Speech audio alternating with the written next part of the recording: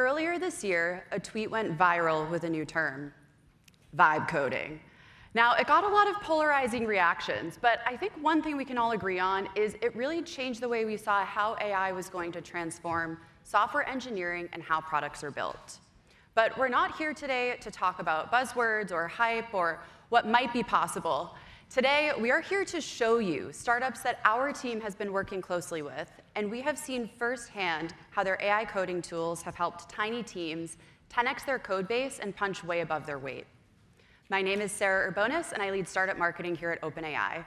I'm thrilled to be joined on stage here today by 4 incredible founders who have built tools to help you write, review, ship, and fix code faster than ever before, and without any of the AI slop. So please join me in welcoming our first speaker, founder and CEO of Warp, Zach Lloyd. Hi. Let's go. All right. Hi, I'm Zach, the founder and CEO of Warp. I'm very excited to be here today. Now, you've probably seen a lot of incredible demos today of what development agents can do for creating code. But the truth is, if you're a professional developer working on a big code base, it actually can be hard to apply agents to build software. Now, at Warp, our mission has always been empowering developers to ship great, life-changing software, and we're trying to use agents to do that now. So for my demo today, I'm going to use Warp to build something within Warp, which is 1 million lines of Rust code, and try and show you how I approach development on real production-grade code bases using agents. So this is Warp. I'm going to go ahead and get started with a prompt here just so I can get the agent working, and then I'll explain exactly what it is that I'm building. Please take a look at the 2 attached screenshots. The first one shows the state of the current branch, and the second one shows the desired state that I'm trying to build towards. In the desired state, the QR code is at the top of the referrals page, and there's a new button called Copy Invite Link that's on the same row as the email form field. Please help me build this. Oh, and by the way, I'm doing this live at OpenAI Dev Day, and I need to do it within the next 4 minutes and 30 seconds, so go quickly. Also, take a look at the reference file to see where the code is. So I just spoke to Warp. This is often actually how I start today. Warp transcribes it for me. I owe it a couple references here, so let me go ahead and refer to a file, and let me attach some screenshots. How do I do that with this setup? Well, there we go. So I drag those in, and then I'm going to go ahead and start the agent. And this agent is using GPT-5, which is one of the main coding models that we use in Warp, and it's very good. So while this is going, let me pop open another tab here in Warp, or another pane, I should say.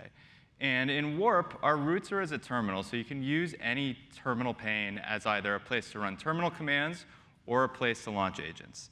And I'm going to go ahead and use it here. Actually, I'm going to run a terminal command, which is going to run a local version of Warp. I'm just going to show you what it is that I'm working on. So you can see here in Warp, we have a referrals feature.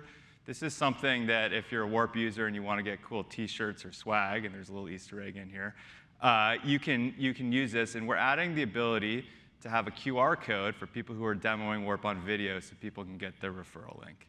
But our designer, Peter, actually asked me to do this in a different way. So he wants the QR code to be at the top of the page, and we don't want this link form field. We want an email form field with a copy invite link button here. So this is what I've asked the agent to change for me. So let's go back. And while the agent is working here, actually, let me tell you just a little bit more about what Warp is in general. So Warp is what we call an agentic development environment. And the idea here is that it borrows some of the best parts of the terminal and some of the best parts of the IDE, all with a vision of like, how do you have first-class support for building with agents? And so one way of conceiving of this is Warp is just a general purpose interface for telling your computer what to do. And if you tell it that, it will do it. It has 4 parts. We have a coding agent, which is actually really good. It's a top 3 agent on both SWE bench and terminal bench. We have facilities for multitasking with agents, which I kind of just showed you. We have a really, really nice just terminal interface, so if you just want to run terminal commands. And then we have a knowledge store where you can store workflows and data for agents and humans on your team. So let's go back to the demo and see where we're at. And it looks like we've made some coding changes. So I'm going to go ahead and run a terminal command here to start building these, actually. Type. OK, so I'm going to go ahead and build this. And then while this is building, I want to show you how I use Warp to work on real code bases. And so one of the key things here that I do now as a developer, if I'm coding by prompt, is I like to look at exactly what the agent is doing as it does it. And so actually, it looks like we have a compiler error here. Let me see if the agent can go ahead and generate this fix for me. Try to fix it one more time. But the idea is that I like to see what the agent is doing and actually have a view where I can code review it as it goes. And so that's what you get on the right side here. I could actually add comments for the agent to make changes. I could revert the agent's change if I wanted. And I could even edit it. And so we've brought in some of the editing features of the IDE to make this experience more smooth. So we're building here. Let me take a look at what it's done, if it did the right thing, which is possible. Live demos, there's always some risk here. We're still waiting for Rust to build. But yeah, this looks generally right. Determine the referral URL for the QR code. OK. And so yeah, while this is going, the other thing that we focused on in Warp is it's really how do you have a very tight iteration loop as the agent works to make sure that what it builds can actually go all the way from prompt to production. So hoping we get there. So we're about to build and run. Let's take a look at what we've got. Just enter this in and see it actually made the change for me, which is awesome. It's not quite perfect. There's a little bit of a fade on the link here, but it put the QR code at the top. Anyhow, thank you very much for the time here. This is how we use Warp to code changes. You can check it out at warp.dev.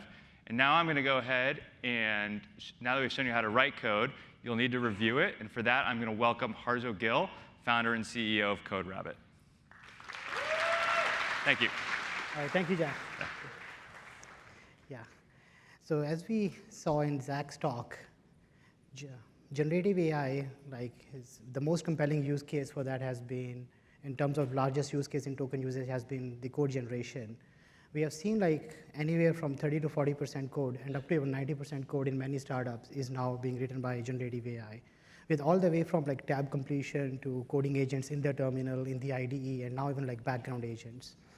But all that volume of code being written in a short period of time is now leading to second-order effects, where we have seen code reviews are now becoming a new bottleneck, because the shipping velocity has not really changed in all these organizations, right? And the companies that we talk to, we hear from many, many senior developers that now they are overwhelmed with a large number of pull requests that they have to now review, which are sitting in their backlog. And it's gotten to a point that it's becoming really unsustainable for humans to really keep up with the agentic software development. And that's exactly where CodeRabbit comes in. So CodeRabbit is the leading AI code review solution, which provides a critical trust layer that sits between your agentic software development and your production. And it kind of provides a central quality gate through which each developer, when they open a pull request, it has to go through. And it flags all kind of issues in these pull requests, all the way from security issues to applying best practices, and even enforcing custom policies. So CodeRabbit is pretty popular. It's used by over several 100,000 developers each day. And we have reviewed millions of pull requests in the last couple of years and found millions of issues in those pull requests. So today I'm going to show you a few open source repositories where we are being used. So code review has a pretty massive footprint in the open source as well. And we'll see some examples showing CodeRabbit in action. So the first pull request, this is a very recent pull request from a project called Clerk, which is an authentication platform and a user management platform for Next.js and JavaScript applications. So one of the things I want to point out is that unlike a lot of the generative AI products, CodeRabbit is not primarily a chat-based interface. It's a background agent which pretty much kicks off as soon as the developers open a pull request. So it's a background agent with kind of a zero activation energy. You don't have to remember to use it. And within a few clicks, your entire organization gets onboarded into our system. And in this pull request, CodeRabbit basically creates a sandbox environment in its cloud service, clones the entire repository, and does like a deep analysis on the code. And once it's done, I mean, it takes like 5 to 10 minutes. It's part of your CI/CD flow. And once it's done, you kind of get to see a few things. One is like from the code changes, we are able to understand what the payload was, and so that we can show like a walkthrough of the code changes. So if you're a human reviewer coming into a pull request, you get like a starting point, a bearing into what these changes are. Another nice thing we do is like we actually create a sequence diagram, which I think a lot of our customers and the users love this feature, where it kind of shows you the new logical flow that has been introduced by this pull request.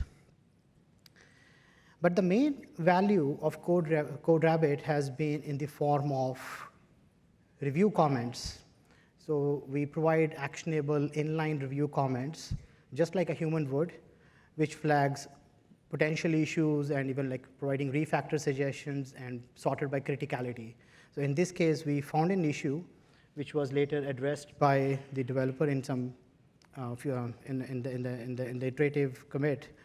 And in this case, what you will see that we do a couple of things. Like we also provide the developers like a way to accept one-click suggestions. So each time we flag an issue, we also generate like a fix for that issue, which you can just click a button in GitHub and it will commit it for you.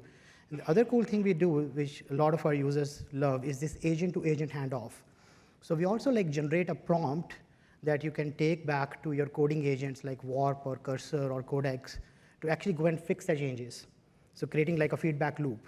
So using agentic software development, then coding, which is the inner loop, and then during the review stage, we find all the issues which you can go back and fix using generative AI. So what makes CodeRabbit so great in what it does is the context we bring in. For example, if I show you under the review details, you will see that like we're bringing in a lot of additional context all the way from understanding the code graph, where we are able to pull in definitions from other files. For instance, while reviewing tanstack.ts, we are like pulling in definitions from other files. And also like we are providing the users to provide their own custom instructions so they can tailor the reviews for their own organization. And these instructions could be about best practices or how they like want to code in certain styles and so on.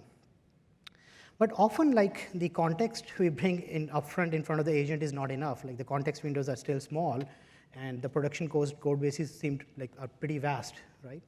So that's where like we do other thing, which is like agentic verification. So we run like an agentic explorer, which kind of navigates the code like a human does, and then it flags issues even in the parts of the code base that have not changed.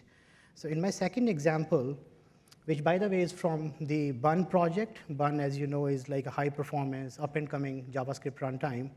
And this particular PR has been opened by RoboBun, which by the way is their agentic software developer. Like it kind of opens end-to-end PRs.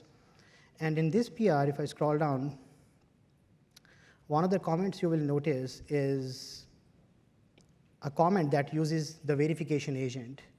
So as you can see, what CodeRabbit does in this case, it basically generates shell commands, terminal commands, to do code review. Essentially, we are doing code generation to do code reviews.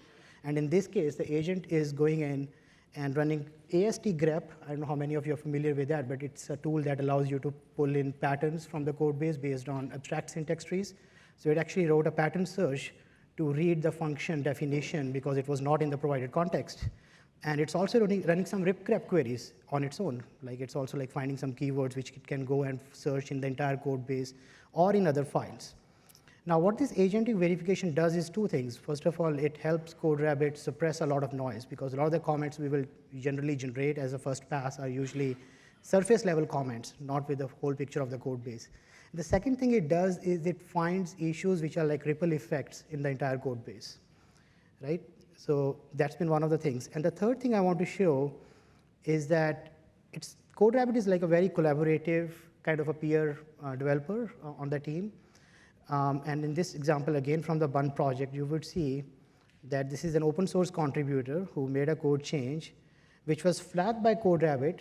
But because CodeRabbit does not have a lot of the tribal knowledge, it's just making a guess that based on PR intent, the code should be slightly different. And in this case, the developer goes back and says, even though the error doesn't say so, the comment is incorrect. Like, I mean, so there is some confusion here.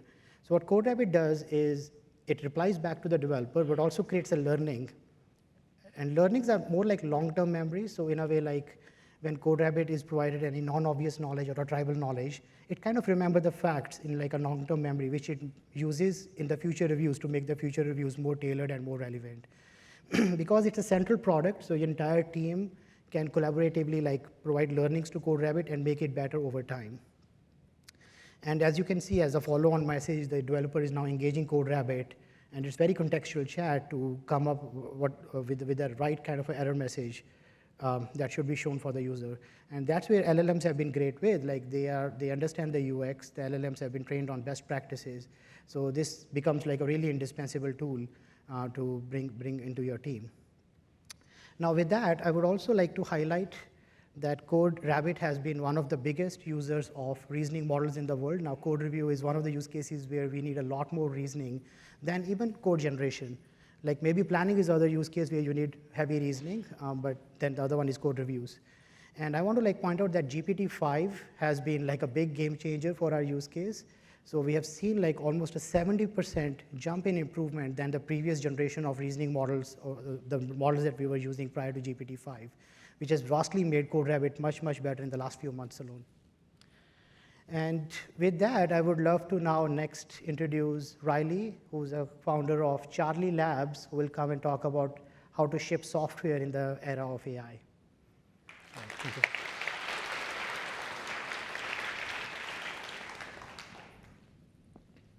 Hey, I'm Riley Thomas-Deck, the founder of Charlie Labs. Charlie is a fully autonomous TypeScript engineer that helps teams ship code faster. He does everything you're familiar with from CLI and IDE-based agents like writing code, answering questions, generating plans, and reviewing code. But what makes Charlie special is that he collaborates with your team directly in GitHub, Linear, and Slack, writes slop-free TypeScript code fully autonomously, and proactively finds and fixes bugs and tech debt. Charlie is a full team member, not just a single agent that runs in isolation on a laptop. Let me show you what it looks like to work with Charlie.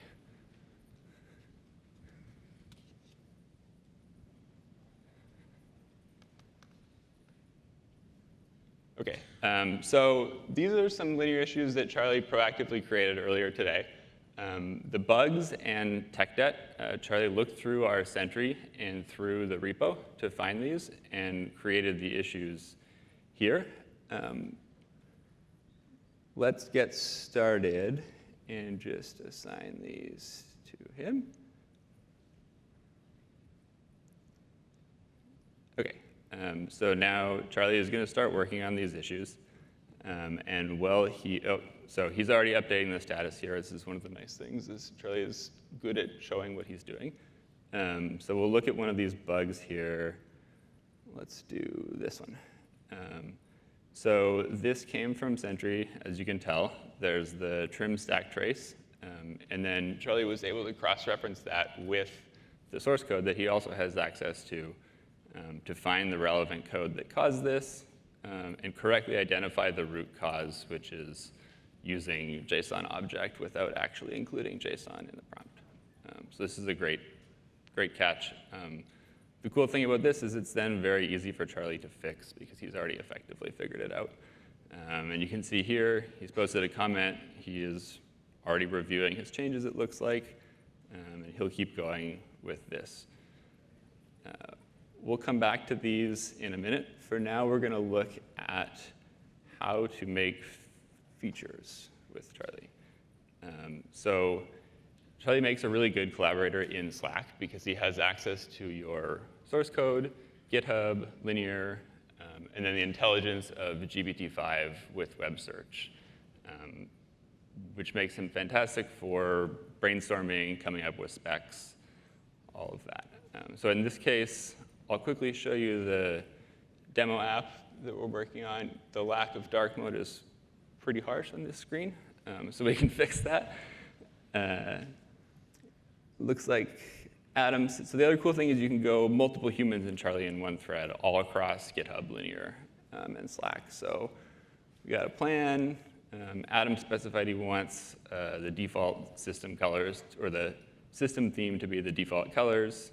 And then I asked Charlie to create an issue and assign it to himself. I don't know about you guys, but I have never met a developer that likes writing linear issues.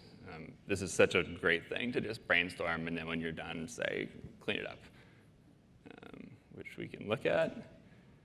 So got pretty standard issue here. He's actually put the right label on. And then also the call out from Adam in the thread for the default theme. And then again, so this happened earlier today, and Charlie already has a PR for this that we can look at.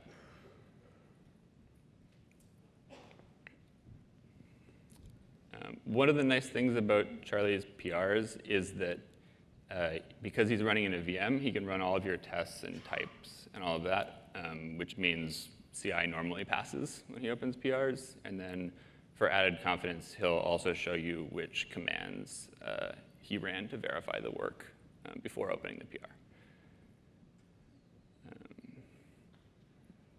Let's check and make sure it works.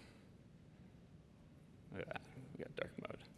And that's system, because it's dark. We can go light, back to dark. He also does a quick review of his own PRs. This is a great way to catch more issues. As you're all aware, different context makes him better at catching things. Like we run review within the agent loop, but then starting it again without the context from GitHub is another layer of safety, which in this case, it looks like he actually caught our custom instructions say to use named exports. It's using a default export. So we can actually get him to fix that. But I'm also going to, just as a reminder for you guys, this is like a toggle list here. We'll change that to a dropdown. So then you can review Charlie's PRs. You can comment whatever you want in here, but we're just going to say address your own feedback and change to a, there we go, request changes. And then now, a couple minutes from now, Charlie will have a PR that changes that default export to a named export and adds a dropdown. So let's go back and see how the bugs are doing. Look at that. We have PRs for a large number of these fully autonomously. And we can take a quick look and make sure that our CI is passing. Yep, all green all the way across. So that's an overview of what you can do with fully autonomous parallelized agents. It's important to think the alternative to this would be wrangling a bunch of local agents, creating branches manually, PRs manually, and if you want to get fancy and parallelize it, you would have the pleasure of working with Git work trees. And now we've showed you how to write, review, and ship code. Sometimes things break. Next up is Danny Grant, the founder of jam.dev, to talk about fixing bugs in production. That was great. We started Jam thinking, how do we make software a lot faster to develop and add more fun to it? Dare I say vibes? If you're not one of the hundreds of thousands of people using Jam for bug reports, you should try it. It's awesome. But today, I want to talk about what's next for fixing software. We started thinking, what if you don't have to file a bug report? What if when the designer, PM, founder sees something in production that they want to fix, what if they don't actually have to ask anyone to fix it? What if they could just fix it themselves? We thought it would be amazing to turn the browser into an editor so that when you see something that could be a little bit better, you can make it happen. You can just edit your site right there, right on the page, and let an AI handle taking your edits and turning them into a PR. We call it, OK, well, we named it after the two words you're never going to have to hear again. I'm so excited to show you. Please fix. I'm going to demo Please Fix on Jam's own website, so you can see just how easy it is to edit a live site. One of the most common edits people always want to make is copy. So with Please Fix, here's how you do it. While you're looking at your own site, when you see copy you want to change, you just click on the Please Fix extension. Then you select the copy you want to change, and you just change it right there. And when you're happy with it, you hit Submit, and Please Fix creates the PR for you. You can also edit designs. So like, let's make the subtitle a little nicer. Let's make it a little bolder and a little smaller, and we can change the colors. All of these tokens in the editor are pulled from your code base, your design system, so everything stays consistent and really clean. We have a powerful editor in line, but you don't even have to use it if you don't want to. You can just ask Please Fix to make changes for you, like make this QR code 30% bigger. And Please Fix is going to make that change for you. Like any editor, you can select multiple elements and edit them all together. So let's select a bunch of images, and we can edit them in the editor, or we can also ask Please Fix to do something with them. Should we add a CSS animation? Yeah. Animate these image sections so they scale, like from 50% when they appear on scroll. This is totally the type of stuff that a designer really hopes an engineer will be able to get to before a big launch, right? The designer puts like 20 kind of requests into the engineer. They get prioritized by the PM, and the engineer gets to, let's say, 5. This way, actually, you can move without bottlenecks on specific people. You can move at the speed of your entire creative team. The developer doesn't have disruptions. Rather, they just get to focus on the hardest problems, building new features, while everyone gets to contribute what they can. Let's see the animation it made. I'm going to scroll down. You ready? Oh, it's nice. Hey, you know what else would be really cool? You know, sometimes you design something in your Figma, and then you need to apply it to your live site. Well, what if we could just tell Please Fix to do that for us? So we've actually designed an FAQ section for this site. And let's have Please Fix add it. I'm just going to take a screenshot of it.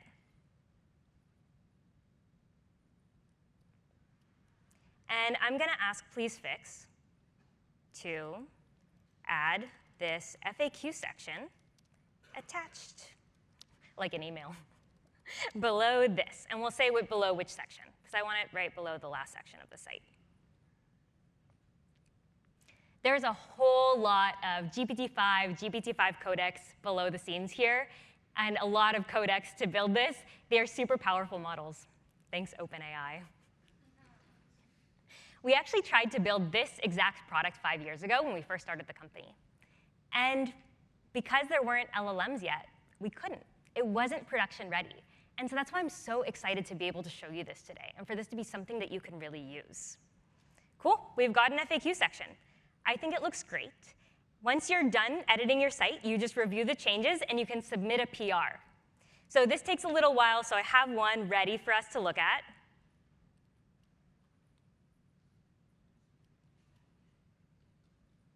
This is what a PR looks like by Please Fix. It's really short, sweet, easy to skim. See it in a preview branch. When you look at the code changes, it pulls from your design system and reuses whatever you're using. So in our case, it detects that we're using Tailwinds, and it reuses our Tailwinds classes. I'm so excited to see what you all are going to build with this. Go to jam.dev/pleasefix to sign up, and let's build a whole lot more software together. This has been fun. Thanks, y'all.